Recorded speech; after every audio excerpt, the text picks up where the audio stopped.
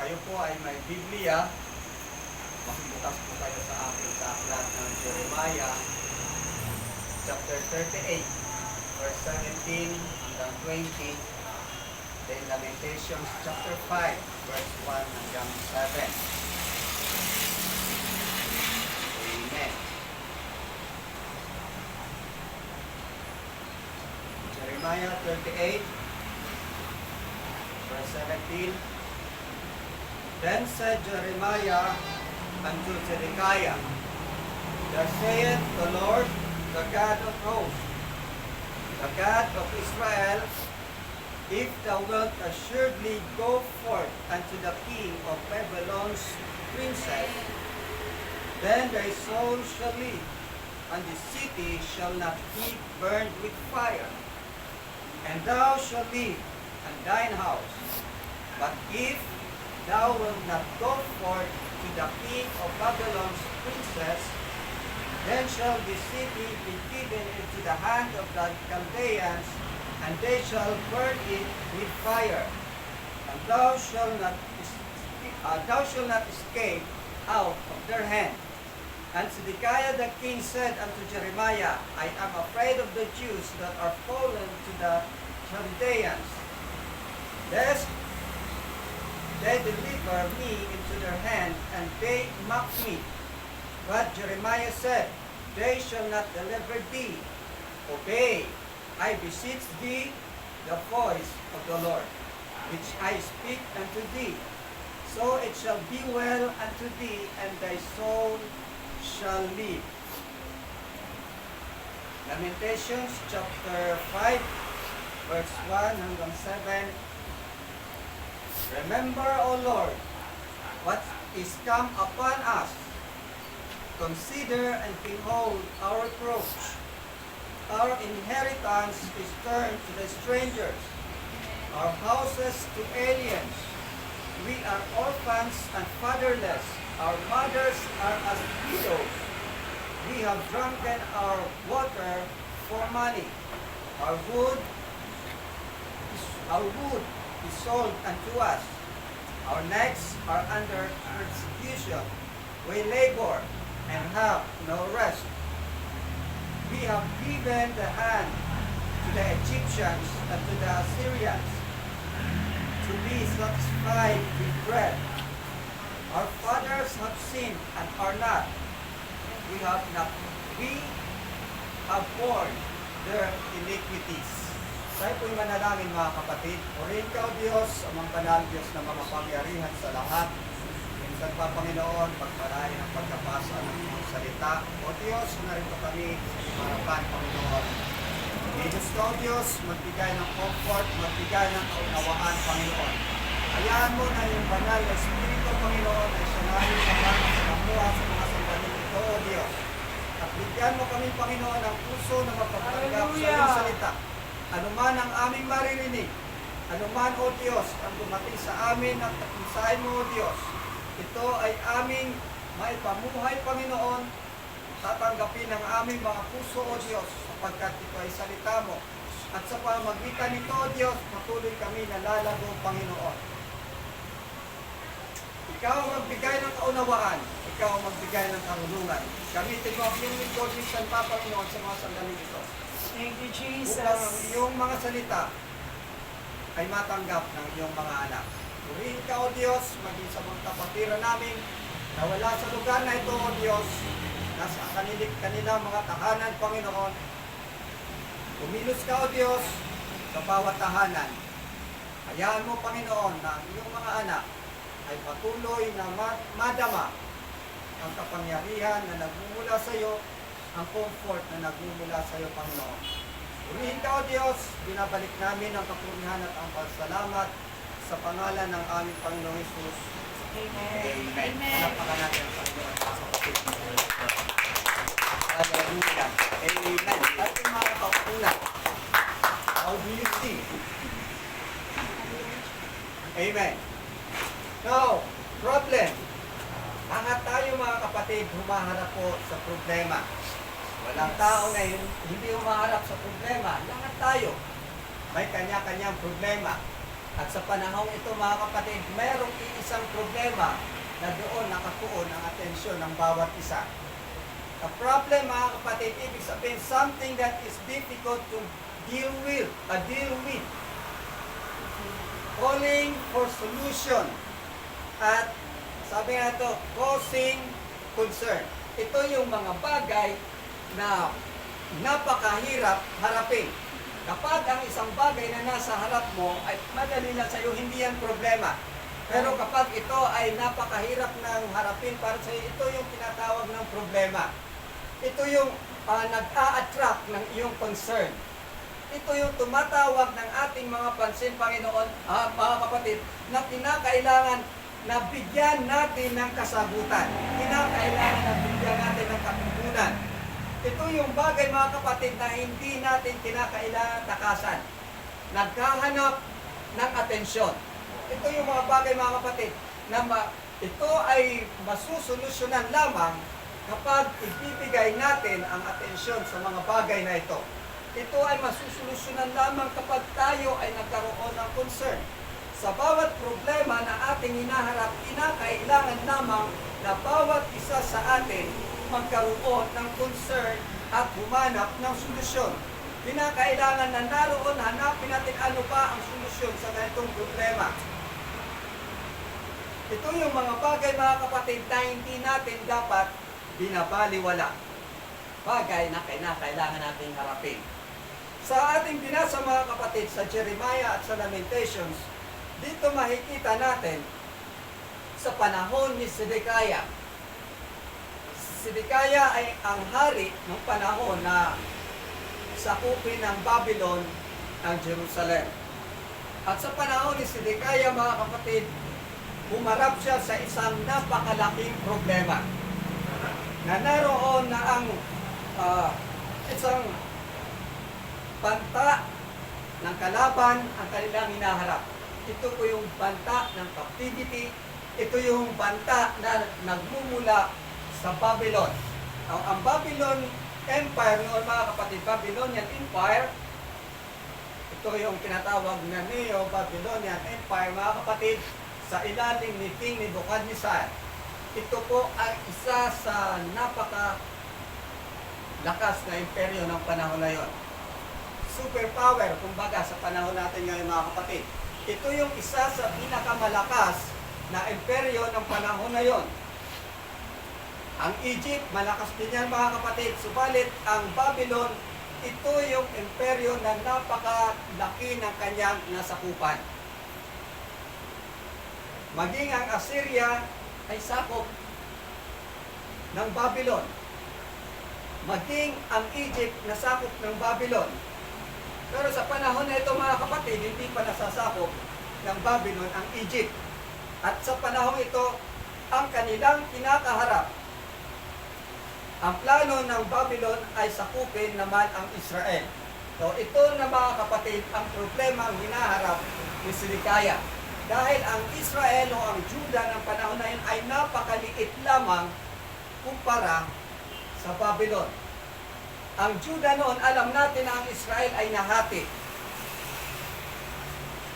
Ang Northern Kingdom at ang Southern Kingdom. Na ang Judah mga kapatid, ang Judah ay napakaliit lamang kumpara sa kalahati niya na Israel mga kapatid. No, na makikita natin, napakaliit lamang ng Judah ng panahon na yon. Samantalang ang Babylon napakalaki. So, nakikita ni Sedekiah walang magagawa ang Judah. Walang kalaban-laban ang Judah. Kaya ito na yung napakalaking problema na hinaharap ni Sedekiah. At nariyan pa yung mga Israelita o mismo mga Hudyo na sa halip na tulungan ang Judah, sila po ay mga Hudyo na naging traidor sa Judah. Sila yung mga Hudyo na sa halip na tumulong sa kanilang bansa, tumulong sa kanyang kalaban. Ito yung tinawag natin mga kapatid sa panahon ng gera dito sa atin ng mga makapili. Amen. Noon pa pala, meron na niyan. Meron na mga makapili noong una pang panahon. Ito yung mga tao, mga kapatid, na sa halip na umasa sa Diyos, sa halip na sumamba sa Diyos, ang kanilang pinili ay ang mga kaaway. Para kay Sidikaya, napakahirap harapin ang ganitong mga sitwasyon. Kumbaga, sa panahon na yon, maaari nag-iisip si Sidikaya, baka bukod doon sa mga Hudyo na naroon kakampi ng Babylon, baka meron pang ibang Hudyo na nasa loob ng kanyang kaharian na maaari pa mag-traidor sa kanya. Maaari sa isip niya, hindi niya alam o hindi niya kilala kung sino talaga ang kalaban. O naroon ang takot ni Sidikaya sa panahon na yan. Kaya para sa kanya, napakalaking problema ito, mga kapatid. At merong dalawang bagay na binigay na choices si Jeremiah. Pero kung tutusin, mga kapatid, hindi siya binigyan ng choices talaga. Isang bagay ang talagang pinayo ni Jeremiah na gawin ni Sidikaya. Unang-una, ang sabi ni Jeremiah, makipagkasundo ka na lang sa Babylon. Sa madaling salita, surrender na lang, sumuko ka na lang. Huwag mo nang hintayin na ang mga sundalo ng Babylon ay lumusog pa. Kung ating babasahin ang Jeremiah, mga kapatid, mula sa 9th year ng pagkahari ng Sidikaya, naroon na ang banta. Pagdating ng 11th year, napasok ng ng Babylon ang Juda. So, isipin natin, mga kapatid, 9th year, nandun ang banta ng Babylon. Naniniwala ako, sa panahon na yan, meron ng mga paglalaban. Sa panahon na yan, mga kapatid, meron ng paghaharap ang Babylon at ang Juda. O kung titingnan natin, matatag pa rin ang Juda. Matatag pa rin ang Juda dahil hindi sila nasakop kaagad. Kung ganun nga ang nangyari. Pero nakita ng Juda gaano kalakas ang Babylon. Kaya nga pagkasapit ng 11th year, ang sabi ron, dinala ng Babylon ang lahat ng kanyang mga sundalo. O, ibig sabihin, kung may sundalo man na banta noon sa Juda, kukunti pa lang yun. Nung dinala ng Babylon ang lahat ng kanyang armies, talo ang Juda. Now, tingnan natin, mga kapatid. Maaring ito ang nakikita na ni Sidikaya noon. Kapag dinala ng Babylon ang lahat ng army, wala talagang laban ang Juda. Napakalaking problema para kay Sidikaya. Now, para sa kanya, mga kapatid, hindi na niya alam ano ba ang dapat niyang gawin. Kaya sa panahon na yun na si Jeremiah, mga kapatid, si Jeremiah nung panahon na yun ay matanda na. Pero sa kabila ng kanyang katandaan, mga kapatid, wala pa rin naniniwala sa kanya. Sa kabila ng kanyang katandaan, ang mga pinuno ng Juda gusto siyang patayin. Nariyan sa panahon na yan, inihulog siya sa isang balon. Sabi niya, Myri, sister, mga kapatid. Sabi nga ng eunuch sa hari, halos mamatay na si Jeremiah sa gutom. Sa panahon na yun, tagirap na rin ang Juda sa pagkain. Sa kabila, mga kapatid, ng katandaan ni Jeremiah, naroon ang banta sa kanyang buhay. Now, ang ginawa ni Sidikaya, mga kapatid, ipinakuha si Jeremiah doon sa cistern o sa balon na maputik at kanyang kinausap. Kinausap niya na walang ibang nakakarinig, walang ibang nakakaalam. humingi siya ng payo kay Jeremiah. Ang sabi ni Sedekaya, ano ba ang dapat kong gawin? Ito na ang sinabi ni Jeremiah, mga kapatid. Dahil sabi ang hari, naghahanap siya. Alam niya na si Jeremiah, propeta ng Diyos. Alam niya, mga kapatid. Subalit, hindi man lang niya ginawa o hindi man lang niya nagawa na sundin ang salita ni Jeremiah. Pero alam niya, propeta ng Diyos, mga kapatid. Ito ang nangyayari sa atin kung minsan. Na kapag ang salita ng isang mangaral ay against sa ating kalooban, hindi natin tinatanggap yun. Ang pag gusto natin ang salita ng Diyos, yun pa ang aayon sa gusto natin. Yun bang gusto ng mga tao sa halip na sila ay umayon sa salita ng Diyos, sila dapat ang ayunan sa salita ng Diyos. Sa halip na sila ang mag-adjust para sa salita ng Diyos, gusto nila mag-adjust ang salita ng Diyos para sa kanila. Baliktad, mga kapatid. So, ang mangyayari, sila na ang susundin ng Diyos at hindi sila ang susundin ng Diyos. Hindi sila susunod sa Diyos. Hindi sila susunod sa Diyos. Now, ganito ang nangyayari noon, mga kapatid. Kahit alam na ng Judah, kahit alam na ni Sedekaya na propeta siya ng Diyos, kasi hindi alam ng mga kapatid. Mula kabataan ni Jeremiah, propeta na siya hanggang sa pagtanda.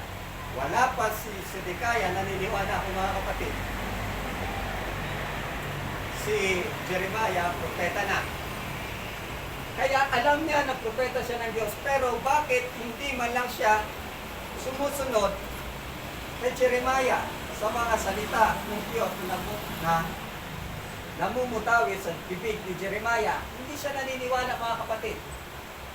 Pero bagaman hindi siya sumusunod, narito lumapit pa rin siya kay Jeremiah dahil sa problema na kanyang hinarap. Ang tao lalapit lamang o maghahanap lamang ng payo kapag naharap niya sa isang napakabigat na sitwasyon. Samantalang kapag hindi pa siya naharap sa napakabigat na sitwasyon, sarili lamang niya ang sinusunod niya. Hindi niya susundin ang payo ng ibang mas nakakaalam, kundi para sa kanya siya lamang ang marunong. May mga taong ganyan, mga kapatid. Now, si Sedekaya sa panahon na yan, lumapit kay Jeremiah, ano ba ang dapat kong gawin? Narito ang banta ng mga Babylonian. Ano ba ang dapat kong gawin? Ano sabi ni Jeremiah? Lumabas ka, harapin mo ang mga pinuno ng Babylonia. Sa madaling salita, mga kapatid, lumabas ka, makipagkasundo ka na lang. Amen. Lumabas ka, sumuko ka na lang. Ang sabi ni Jeremiah, kapag sumuko ka, hindi ka nila papatayin. Ililigtas ka nila. At maging ang mga Hudyo, hindi papatayin. Ganun ang mangyayari. Subalit, merong takot kay Sedekaya. Ang sabi ni Jeremiah, kapag hindi ka lumabas, hindi ka pa rin makakaligtas. Kapag lumaban ka, hindi ka pa rin makakaligtas. Dalawang bagay ang ipinakita ni Jeremiah. To fight or to surrender. Kung siya ay lalaban, ang sabi ni Sedekaya, ang lahat o ang buong city ay susunugin ng mga Babylonian. At ang lahat ng kanilang mga kababaihan kukunin ng mga Babylonian. Alam niyo, mga kapatid, maging ang mga leader ng mga Juda, lahat sila ay pinagpapatay ng mga Babylonian. Ito, mga kapatid, para kay Jeremiah o para kay Sedekaya, napakahirap na problema. Kung siya ay susuko, isang bagay ang nakita ni Sedekaya. paano naman yung pride ko? Kung susuko ako, pagtatawanan ako. Paano naman yung pride ko? Paano naman yung ego? Ito ang malaking problema sa tao na pinapangalagaan lagi yung pride. Na para bang wala nang mahalaga sa kanila kundi yung pride. Sa halip na isuko ang kanilang pride, laging pride ang pinagpipigyan, hindi ang salita ng Diyos. Sa halip na sundin ang salita ng Diyos, pero dahil nasasagasaan ang pride, dahil mapapahiya ako. Amen. Hindi niya susundin ang Diyos. Ang sabi niya, paano kapag ginawa ko yun, yung mga Hudyo na kumampi sa mga Babylonian, pagtatawanan lang nila ako. Isipin natin mga kapatid, mayroong mga Hudyo sa panahon na yon na kumampi sa mga Babylonian. Bakit sila kumampi? Dahil nakikita nila hindi kayang harapin ni Sedekaya ang Babylonian. Dahil nakikita nila walang laban ang Juda. Pansinin niyo ito mga kapatid ha? Kung walang mga Hudyo na kumakampi sa Babylon, paano nakilala ng mga Babylonian si Jeremiah? Habang binabasa ko yung Jeremiah mga kapatid, ang sabi ron si Nabusaradan ba yung mga kapatid? Di ko matandaan. Yung leader yung captain ni Nebuchadnezzar. Ang sabi ron mga kapatid, sa kanyang pagkakasabi ron, dahil sa iyong mga hula. Alam niya yung hula ni Jeremiah. Alam niya yung hula ni Jeremiah na ang Juda ay masasakop ng Babylon. Alam niya yung hula ni Jeremiah na binigyan niya ng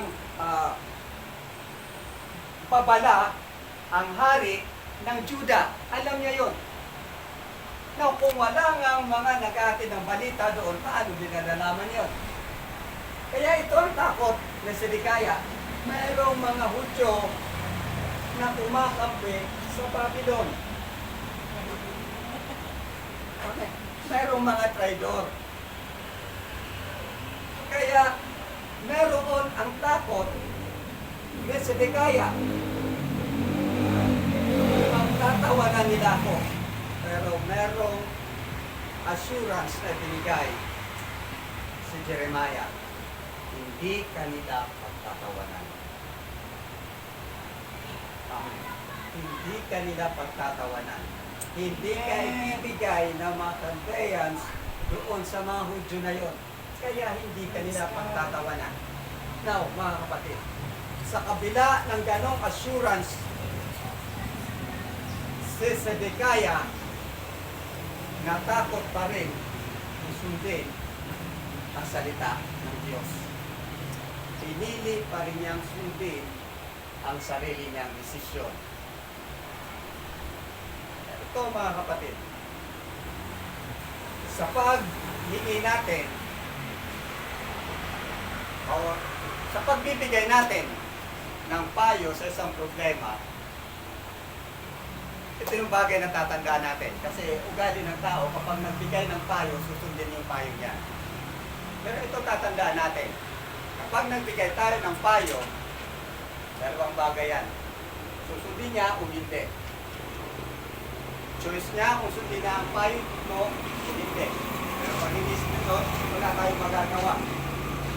O, gano'n na ang nangyari kay Sedekaya mga kapatid. Binigyan niya siya ng payo ni Jeremiah, subalit hindi niya sinunod ang sinabi ni Jeremiah. Ano pang halaga ng payo na ginawa ko? Sa ating mga tao mga kapatid, parang ganun eh. dapat pa, hindi na kita pinayuhan. Sabi niya, tulad nga sinabi ko, kapag nagbigay tayo ng payo, huwag nating pilitin na sundin kung ano yung payo natin. Choice nila yun. Kung susundin ang payo natin, kung hindi. Now, si Bikaya, natakot sa mga Hudyo, sabi niya, ano ang sasabihin kaya nila sa akin? Mas natakot sila sa kung ano ang sasabihin ng tao kaysa sa Diyos.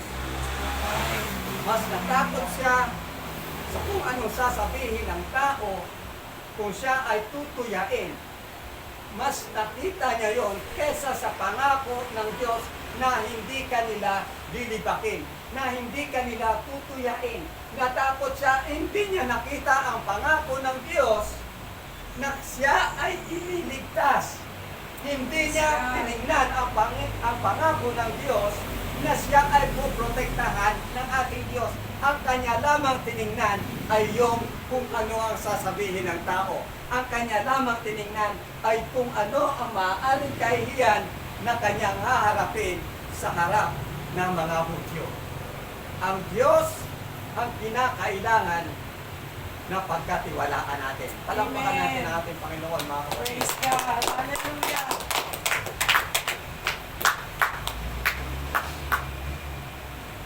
Amen. Now, ang Israel ay dumanas ng napakahirap na pagsubok o napakabigat na problema. They were overwhelmed with grief. Dinaig na sila ng kapighatian, dinaig na sila ng problema, dinaig na sila ng kanilang mga pagtangis, ng kanilang mga problema. Ang lahat ng ito, mga kapatid, nang dahil, ang sabi nila, ang kanilang mga mana ay naalis na sa Kanya. Alalahanin natin na ang pangakong mana ng Diyos, pinangako kay Abraham, ay ang Kanaan, mga kapatid, at ito ang minana ng mga anak ni Israel. Ang sabi niya, ang aming mana ay nawala na sa amin, at kami ay parang naging mga, o hindi nga parang mga orphans, mga kapatid. Kami, sabi niya, we became orphans.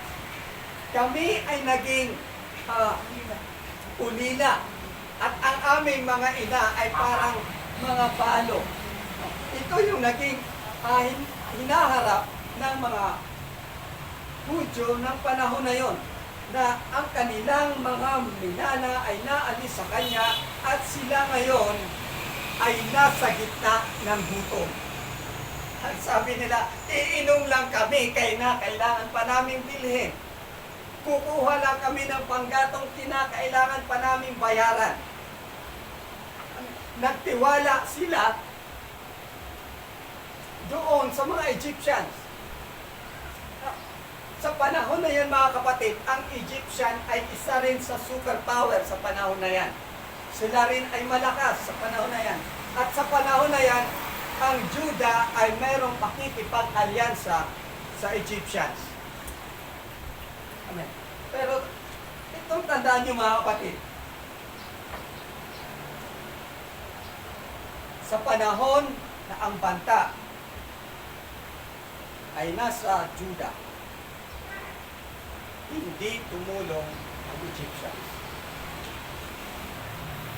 Hindi tumulong ang Egypt nung humarap sa pakikipaglaban ang Juda. Wala silang nagawa, mga kapatid. Kung ang ating tiwala ay ibibigay lamang natin sa tao, bibiguin lamang tayo ng tao. Amen. Praise God. Pagdating ng panahon, sila ay iiwanan din. Sa Jeremiah, mga kapatid, meron sinabi rito. Sa verse 22, sabi rito. Mula sa verse 21, but if thou refuse to go forth, this is the word of the Lord hath showed me. And behold, all waymen that are left in the king of Judah's house shall be brought forth to the king of Babylon's princess. Dadalhin ang mga kababaihan. And those women shall say, thy friends have set thee on, and have prevailed against thee.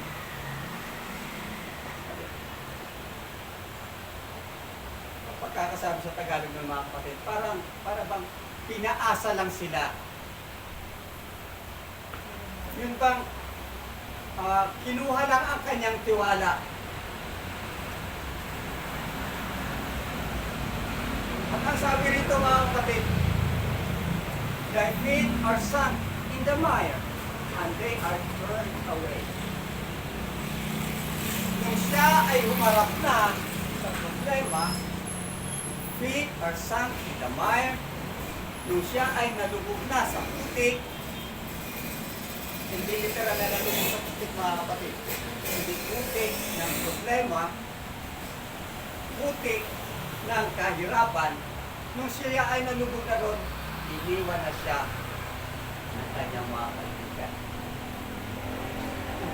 Ano ba ang ginawa ng Egypt? Walang ginawa ang Egypt para tulungan sila.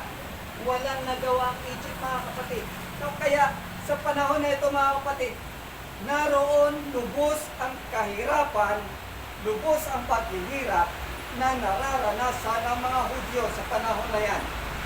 At sabi sila ay mga restless, paying for sins of their fathers.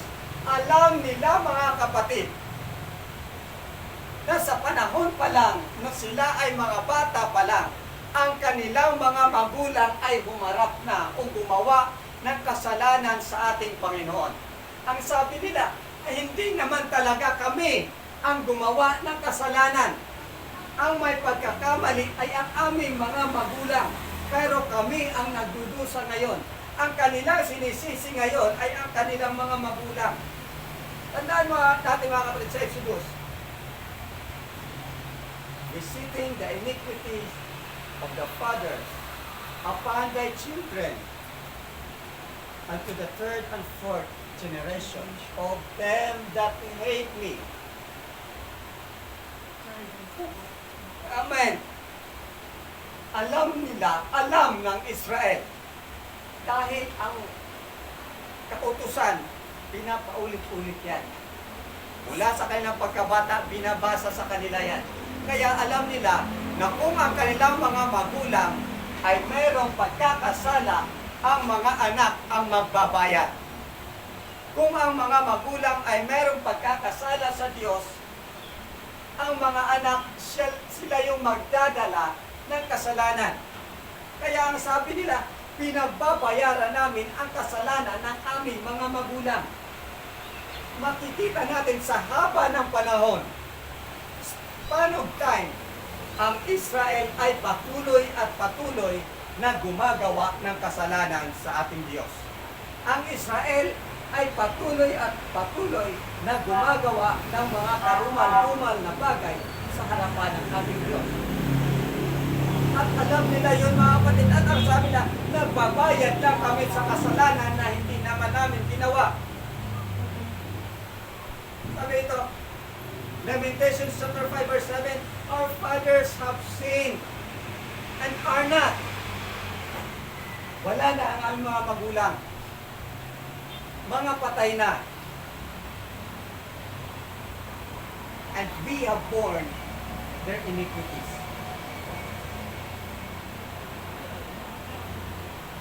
Hallelujah. Bakit na sila sa problema?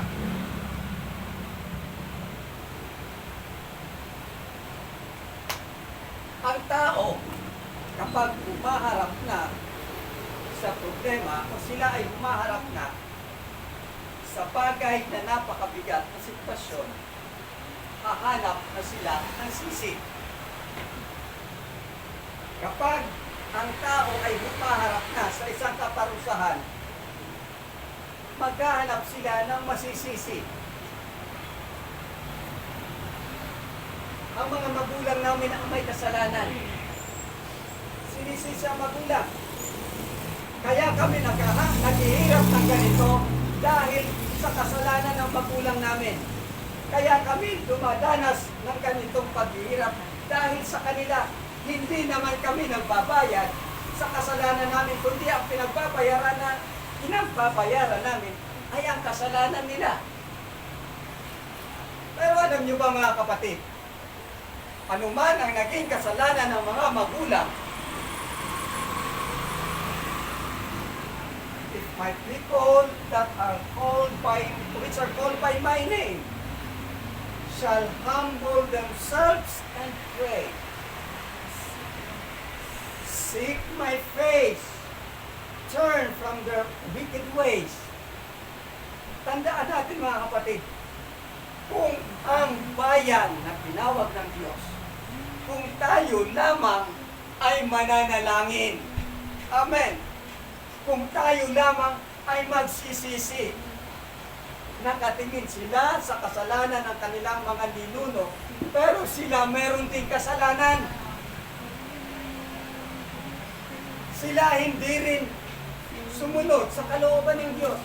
Pero ang sasabihin nila, kung hindi lamang sila sumuway sa kalooban ng Diyos, pero sila rin sumusuway sa kalooban ng Diyos, naghahanap ng masisisi, pero yung kasalanan na nagawa nila, hindi nila tinitingnan. Nakatingin lamang sa kasalanan na nagawa ng kanilang mga ninuno. Samantalang sila, may kasalanan din.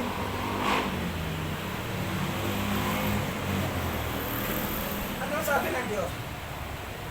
Kung ang bayan na aking tinawag sa aking pangalan, ay mananalangin.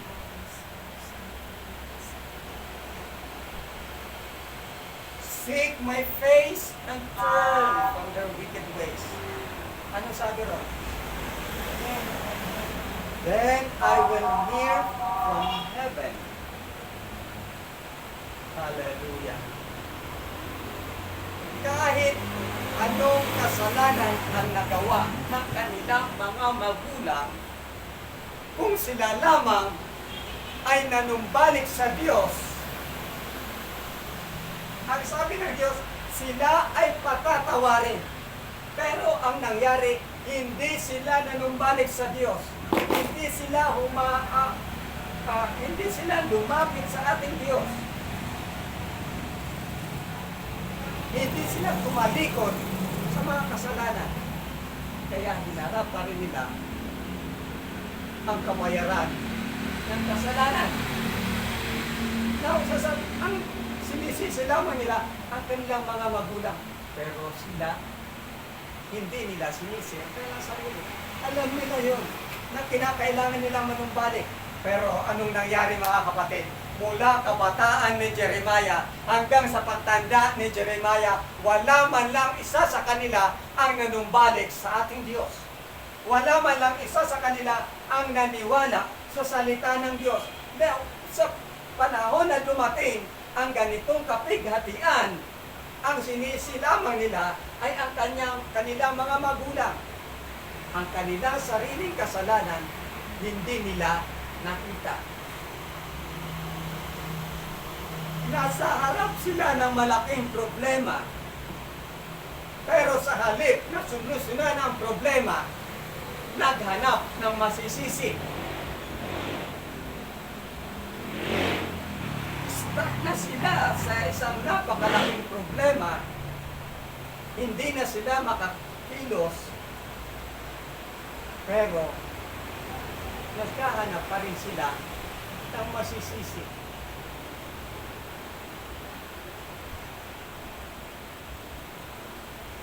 Church, to get out of the problem is not to turn your back and to escape the problem. Upang makalaya ka, makaalis ka sa problema, o ang pag-alis natin sa problema Hindi yung pagtalikod at tatakasan na lang natin ang problema. Hindi natin masusolve ang problema, mga kapatid. Hindi natin matatakasan ang problema sa pagpapawalang bahala na lang. Kinakailangan magkaroon tayo ng solusyon sa problema. Ang problema ay isang bagay na kinakailangan bigyan natin ng tamang atensyon. Ang problema ay isang bagay at masusolusyonan yan kung alam natin kung paano ito bibigyan ng atensyon. Una-una, mga kapatid, analyze the problem. Ano ba talaga ang pinagmulan ng problema?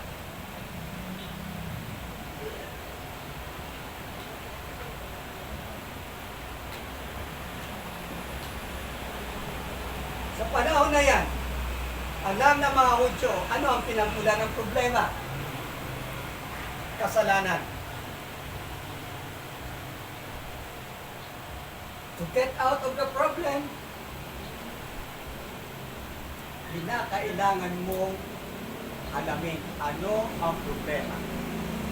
Ano ang pinagmulan ng problema.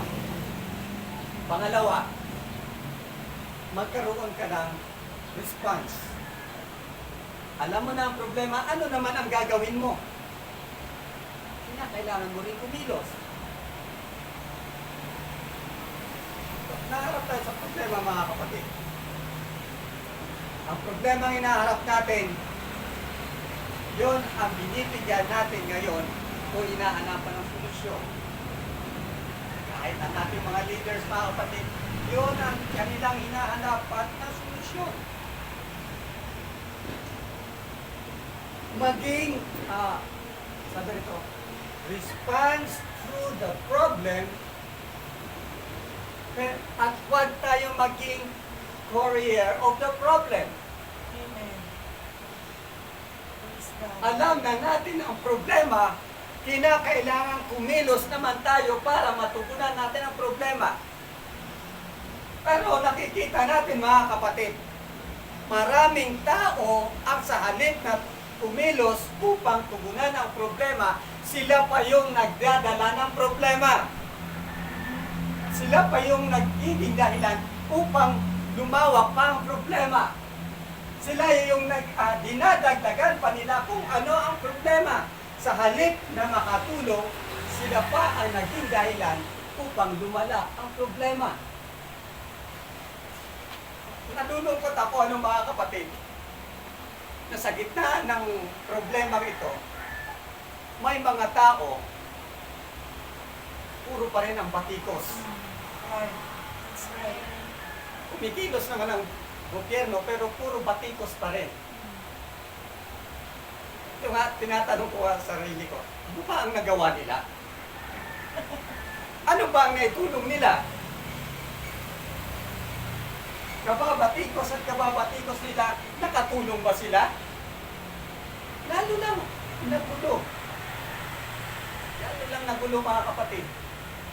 Maliit na bagay, gagawa ng isyo. Kaya ang atensyon na dapat nasa iisang problema, nagkahati-hati na. Dahil dinagdagan nila ang problema. Sa halip na makatulong sa problema, naging tagapagdala pa sila ng problema. Sa church, ito ang huwag natin gagawin.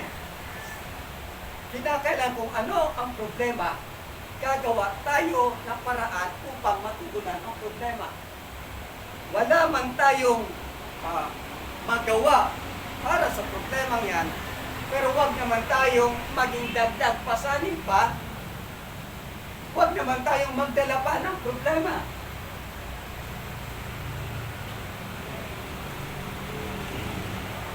Isang post ang nakita ko, mga kapatid. Iba itong mga taong ito. Ang ginawa nila, mga nakasuot sila ng makilala masyado kung ano yung uniform na suot nila, mga kapatid, pero hindi nalalayo sa uniform ng mga militar. Pero naniniwala ako, hindi yung mga militar, mga kapatid. Naglagay ng kabaong, may pangalan, Rodrigo Duterte. nandun ang picture ni Duterte. Sabi ko, anong klase mga tao ito? Sa halip na makatulong, pinalalala ang problema. Nauulitin ko sa inyo mga kapatid, ang pagiging Kristiyano ay hindi pagiging masuwayin sa batas. Ang sabi ni Pablo, sumunod tayo sa mga namiminuno. Amen. Huwag tayong maging mga rebelde. Huwag tayong maging pabigat sa gobyerno. Kinakailangan tumulong pa tayo sa gobyerno. At sabihin nga, ang church ay hiwalay sa state. Pero bilang mamamayan, nandito ako sa state, hindi ko dadalhin ang church para ipailalim sa state. Kundi bilang mamamayan, tungkulin ko na sumunod sa state. Sumunod sa batas. Yun ang ito sa atin eh. Ang sabi ni Pedro, sumunod tayo sa mga hari.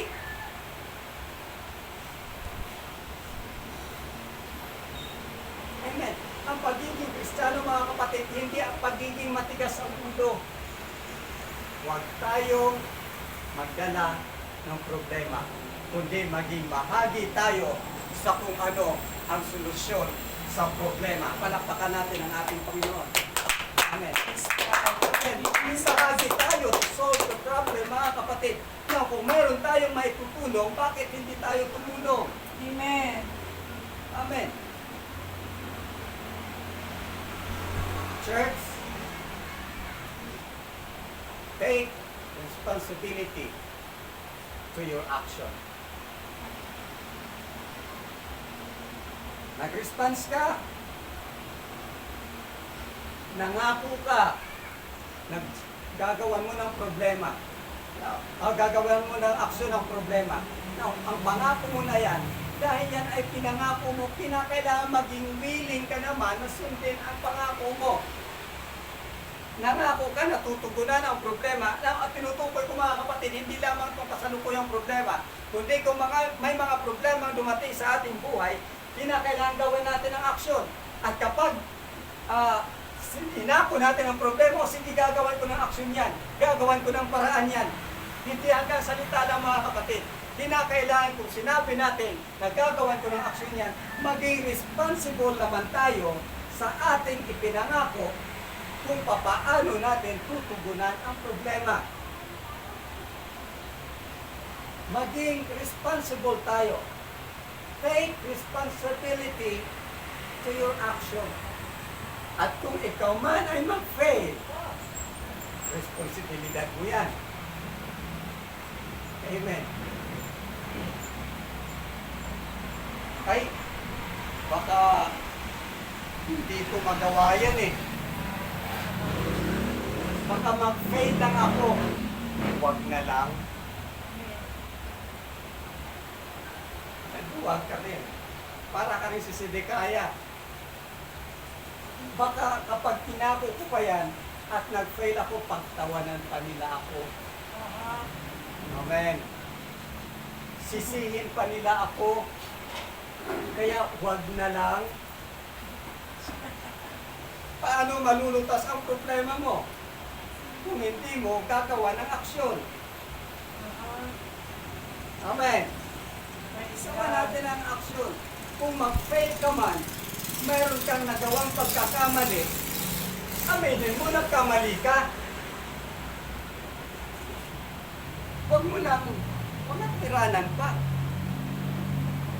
Siya kasi ang kulit. Nagturo na. Itong ginawa ng mga Hudyo, mga kapatid nagturo. Si tatay kasi, si lolo kasi, ito na ang nangyari. Hindi nila hinarap o tinupunan ang problema. Mali ang naging pagtugon sa problema. Kaya sila kasi, si tatay kasi, si lolo kasi. Ganito nangyayari sa atin. Sa atin sa ngayon, dahil sa takot natin, sa kung ano sasabihin ng tao, pumipili ang humahanap talaga tayo ng daan para huwag mabuntog sa atin ang sisi. Maghahanap tayo ng masisisi. So, tingin ko na, bakit ano bang kinalaman ko dyan? Wala naman akong ginagawa.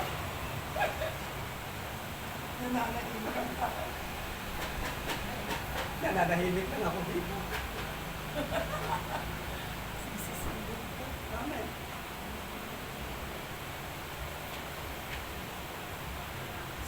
Admit your failures. Kapag tinanggap mo yung failures na yan, mga kapatid, hindi ka naman pababayaan lang ng mga kasama mo. Alalahan mo, hindi ka pa rin nakikisa. Kung sa meron ka mga kapatid, alalay sa'yo, meron tayong Diyos, mga kapatid. No, ang pagharap sa problema, mga kapatid, kinakailangan alam natin kung paano natin haharapin ang problema. Amen. Sa problema, mga kapatid, speak kindness. Madalas nating nakikita to sa isang grupo. Ang leader, kapag nagkamali ang isang member, hindi church yung tinutukoy ko, mga kapatid, ha? Wala naman ganyan sa church, eh. Meron ba, mga kapatid? Kapag nagkamali ang isa, dadakdakan ng isa. Amen. Laging sisisihin at sisisihin ng leader. Mapapansin natin yan, kahit lalong-lalo na sa mga company. Kapag nagkamali ang isang subordinate, nakagawa ng kasalanan, mamumura pa yan. Kung ano-ano pa sasabihin yan, napakahina mo. Nag-iisip ka ba?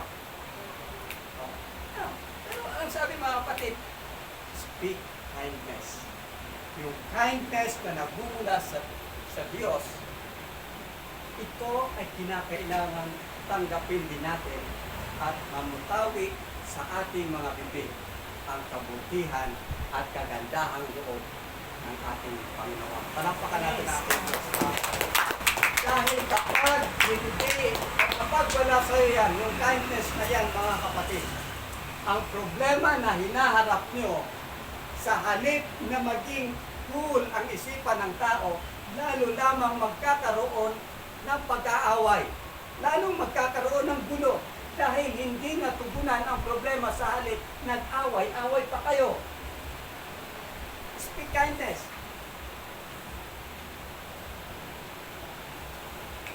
To get out of your problem, isa pang bagay ang gusto na ang sinabi ng Biblia. Sa Luke chapter 21 ba yung mga kapatid?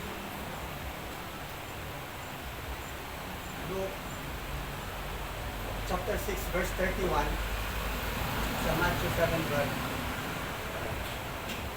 Do unto others what you want others to do unto you. Do unto others what you want others to do unto you.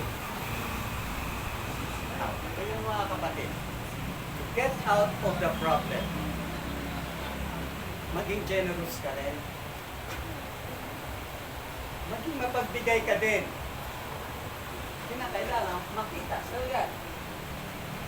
Kapag nasa isang problema, kapatid mo, matuto kang tumulong. Maging matuto kang mapagbigay. Maging generous ka. At dito madidetermine kung papaano naman ang Diyos mag-respond sa iyo kapag ikaw ay humarap sa problema. Ito ang magdidetermine yan. Itong anak ko na ito, madaling mag-response to sa problema ng kanyang kapatid. Tumutulong ko agad. Kaya ang Diyos magre-response din agad kapag ikaw ay dumanas ng problema. Kapag ikaw ay humarap sa problema, naroon din ka agad ang pag-response ng ating Praise Panginoon. God. Palakpakan natin ang Diyos, mga kapatid. Amen. Isa pang bagay, mga kapatid, yung tinulungan mo na yon, kapag ikaw naman ang nangailangan, tutulong din sa'yo yan. Amen. Pero huwag mo nang asahan yung mga kapatid. Dahil kung tayo ay tutulong, hindi tayo aasa na ibabalik yan ng ating tinulungan. Huwag tayo umasa, mga kapatid. Dahil ang Diyos lamang ang magbibigay ng pagtulong. Praise God. Praise God. Purihin ang Diyos, mga kapatid. Sa pambagay, learn to listen. Matuto kayong makinig. Kapag tayo ay tumanas sa isang malaking problema, ilang tao, mga kapatid, yung utak natin, ang sabi ng Biblia, two are better than one. Amen. Hindi lahat ng bagay naaabot ng isipan mo. Hindi lahat ng bagay maiisip mo kaagad. To solve the problem, lalo na kung exhausted ka na sa problema na yan, matuto ka rin makinig. May magulang ka, magbibigay ng advice sa'yo. Matuto kang makinig. Meron kang mga anak, magka-advise din sa'yo, mag-i-encourage sa'yo, ito ka rin makinig. Tingnan mo, yung mga nagmamahal sa'yo, meron kang asawa, hindi ka niyan ipapahamak, pamilya mo, hindi ka niyan ipapahamak, magbibigay ng advice sa'yo, mag-i-encourage sa'yo, pakinggan mo. Higit sa lahat, sa iyong panalangin, matuto kang tumahimik, pakinggan kung ano ang kalooban ng Diyos para sa iyo. Palakpakan natin ang ating Panginoon. Ito yung napaka-importanting bagay, mga kapatid, na huwag ang sarili lamang natin ang pakinggan natin. At dito nag-fail si Sedekaya dahil hindi niya pinakinggan kung ano ang salita na nagmumula sa Diyos, dahil ang kanyang pinakinggan lamang ang kanyang sarili. Dito nag-fail si Sedekaya. Nang sa panahon na sila ay lusubin, pasukin ng Babylon, ang Juda, mga kapatid, ang buong city ay sinunog ng mga Babylonian. Ang sabi ron, ang lahat ng kanilang mga prinsipe at lahat ng kanilang mga leaders, ito ay pinagpapatay sa harapan mismo ni Sedekaya. Ang kanyang mga anak, pinagpapatay sa harapan mismo ni Sedekaya. Amen. Dahil nag-fail si Sedekaya na sundin ang salita ng ating Diyos.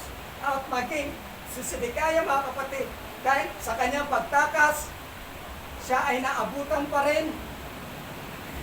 Anong ginawa ng hari ng Babylon? Dinukot ang kanyang mga mata. Hindi siya nakinig, mga kapatid. Kung pinakinggan lamang niya ang salita ng Diyos, hindi mapapahamak ang Juda. Kung pinakinggan lamang niya ang salita ng Diyos, hindi sana mamamatay ang kanyang mga tao, mga kapatid. Hindi sana mamamatay ang kanyang mga anak. Kung pinakinggan lamang niya ang salita ng Diyos, yung kanyang mga mata hindi sana madudukot, mga kapatid. Now, sa atin, mga kapatid, kinakailangan pakinggan natin ang salita ng Diyos, hindi na kailangan pakinggan natin ang pangangaral sa salita ng Diyos upang tayo ay magkaroon ng tamang pagtugon sa kung ano ang problema na meron tayo. Hindi sa sarili nating kalakasan, hindi sa sarili nating kaalaman, kundi sa kaalaman na ibibigay ng Diyos sa bawat isa sa atin. Palakpakan natin ang ating Diyos. Ulang ang iyong kaalaman. Hindi sapat ang iyong kaalaman kung wala ang ating Diyos. Amen. Hindi mo masusolusyonan ang problemang yan kung wala ang ating Diyos. Ibigay natin sa Diyos ang ating problema. Amen. Learn to listen. you, Jesus. Amen. Learn to listen. Hallelujah. Ano ang ginawa? Ang sabi nga ng mga Israel, mga kapatid. Panginoon, ang unfair mo naman.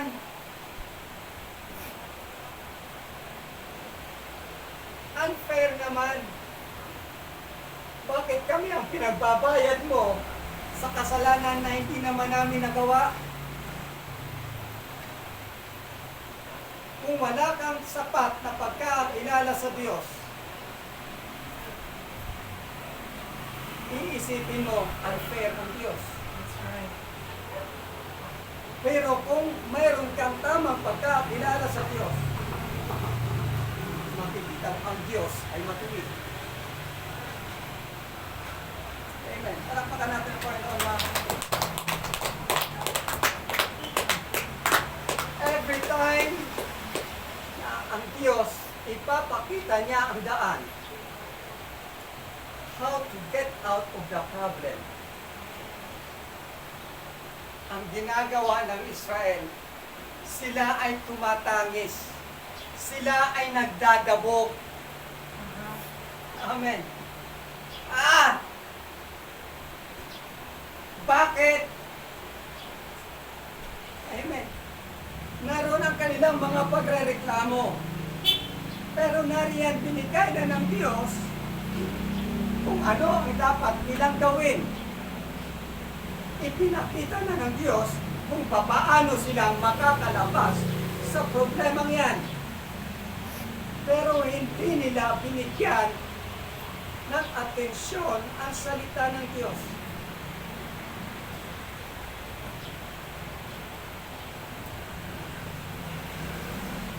Now, church, how do you see your problem? Paano mo titingnan ang problema mo? Ano ba ang tingin mo sa problema mo? Naging problema eh. How do you see your problem is the problem? Yun ang naging problema. Kung papaano mo tinignan ang problema mo, doon ka nagkaroon ng problema.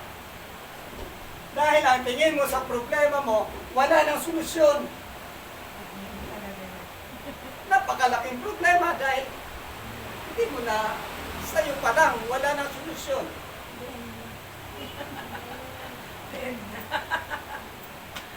Yun ang naging problema. Now, ang tingin mo sa problema mo, napakalaking problema. Malaking problema nga yan. Kapag pinapalaki natin ang problema, napakalaking problema nga yan. Pero kung pinapalaki natin ang Diyos, maliit lang ang problema. Palakpakan natin ang ating Panginoon. Amen.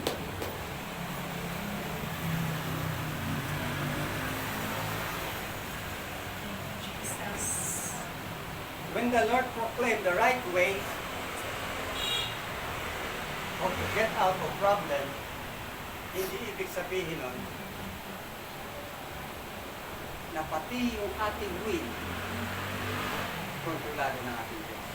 Sabi ko nga kanina, kung magkaroon ka na, magpapayo ka, huwag mong asahan o huwag mong pilitin na sundin yung payo mo. Kasi sa Kanya yun. Ang tao mayroong free will. At ang free will na yan, hindi nilalabag ng Diyos yan.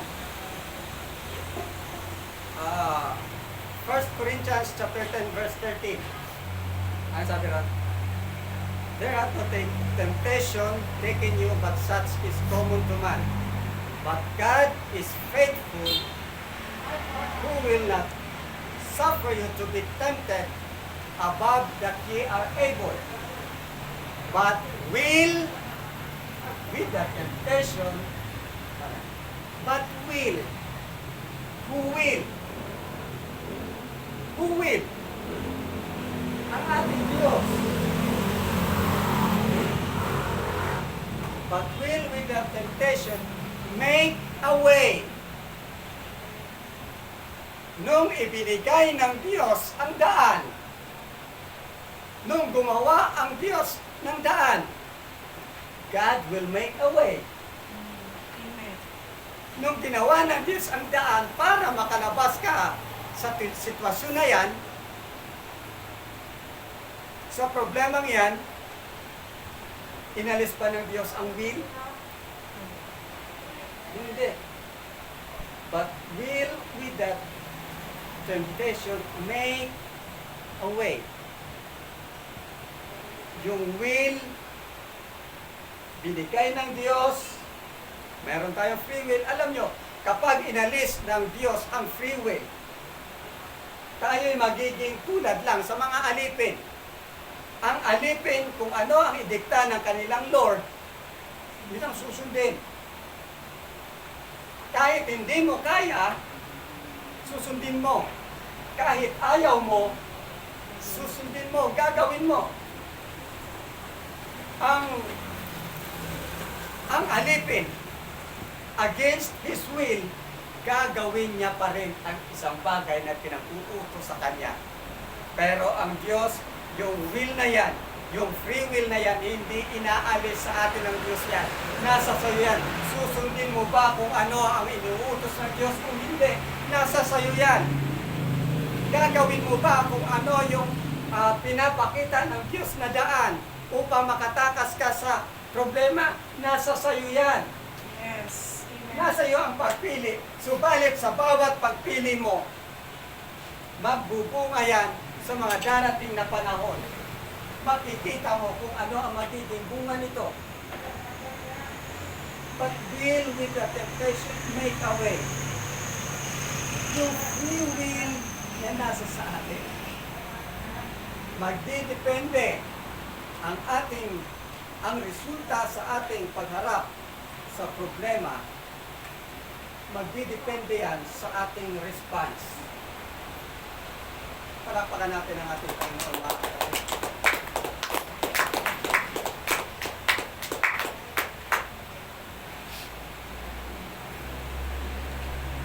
Church,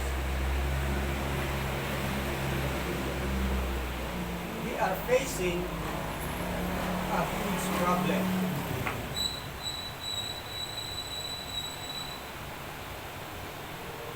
Huwag tayong maging katulad ni Sedekaya, na yung pride ang kanyang sinunod. Huwag tayong maging katulad ni Sedekaya, na pinaniwala ang ipinakita ng Diyos, ang daan na ipinakita ng Diyos. Sa halip na sundin niya ang salita ng Diyos, tinalikuran niya ang salita ng Diyos. Kung si Sedekaya lamang sumunod sa salita ng Diyos, hindi sana siya magtutukutan ng mata. Hindi sana papatayin ang kanyang mga anak. Hindi sana nasunog ang Juda. At kung ang Israel natuto lamang na magpakumbaba sa harapan ng Diyos, hindi nila gaganasin ang napakabigat na problema. Church, matuto tayong sumunod sa kalooban ng Diyos. Matuto tayong sumunod sa kung ano ang naisin ng Diyos sa ating buhay. Do what the Word of God says. Hindi sa sarili mong karunungan, hindi sa sarili mong kaalaman, kundi sa karunungan ibinigay ng Diyos. Ano lang problema na ating haharapin, ito ay magkakaroon ng solusyon. Palakpakan natin ang ating Panginoon. Hallelujah, hallelujah. Praise you God, we praise you God. Ang solusyon sa ating problema ay ang pagsunod sa kalooban ng ating Diyos. Tayong lahat ay tatayo mga kapatid.